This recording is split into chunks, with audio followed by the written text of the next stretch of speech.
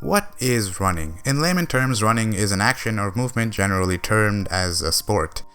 Shocking, I know. But did you know running can also have a different connotation? Running away means to try to avoid acknowledging or facing up to an unpleasant or difficult situation. People often run away from their responsibilities, self-improvement, desires, hopes, and even their dreams. Allegorically, running away is a form of protection. If you never take the shot, yeah, you'll never score, but you'll also never experience the fear and shame missing can bring. It's this notion that Kakeru, the main character in Run with the Wind, battles throughout his journey of finding himself and his path through running. I recently rewatched Run with the Wind and I was reminded of how much of a masterpiece this anime actually is, and how little praise and recognition this modern day gem receives honestly baffles me. With that being said, this video will go in depth about Run with the Wind and why I think it has stakes to be called one of the best sports anime ever made. Before we get into the video, I wanna implore you to subscribe. This is a channel about anime and manga, if you didn't know that for some reason. However, unlike most channels, I try to focus on titles that not many people watch, let alone really talk about, and try to shed some light to the little guys. So if you're into fringe anime, please subscribe and turn on the bell thing to know when I upload next. Alright, back to the video. Run with the Wind aired in 2019, being adapted from a novel written by Shion Miura, the same author who wrote The Great Passage, another great novel which also got adapted into an anime. It follows a salaryman who's fascinated by words and the meanings behind them, that he spends his entire life learning about words and even writing his own dictionary.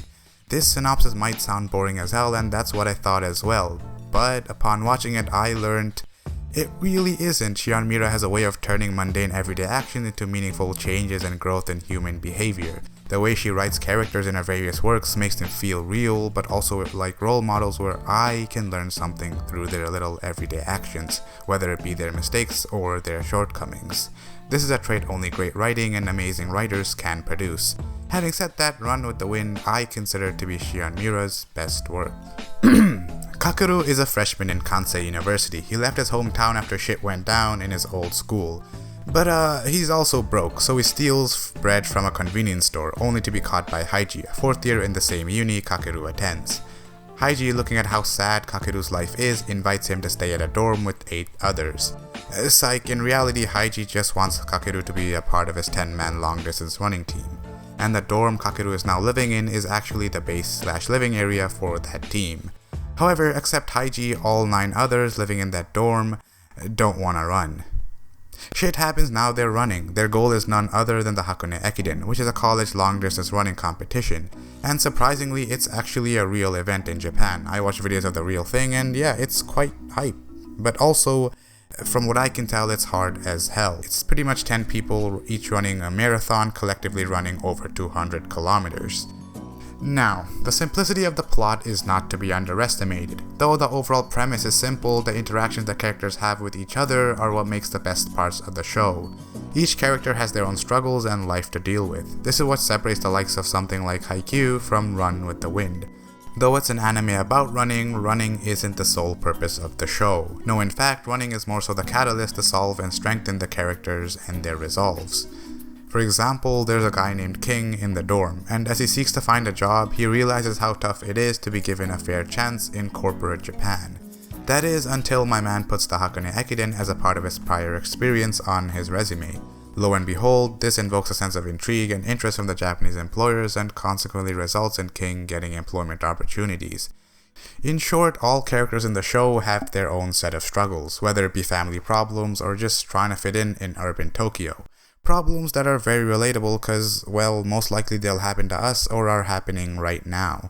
But along the way, each one of these characters figures out that when you share a collective goal with your friends or loved ones, it makes the hardships in life more bearable and perhaps non-existent. On the topic of characters, it only makes sense that we also talk about Kakeru. Kakeru is a character very similar to Kageyama, not only in design but also in personality. After a dark past, he closes himself off and generally carries that don't talk to me vibe. But as the show goes on, you see him slowly open up to the people around him as he sees them accept him for who he really is. Yeah, Kakeru and Kageyama are pretty identical when it comes to their personalities and very similar in their designs. So, also similar to how Hinata influences Kageyama, Haiji becomes almost a mentor or role model for Kakeru. And honestly speaking, their relationship are one of the most realistic but also wholesome that I've ever seen.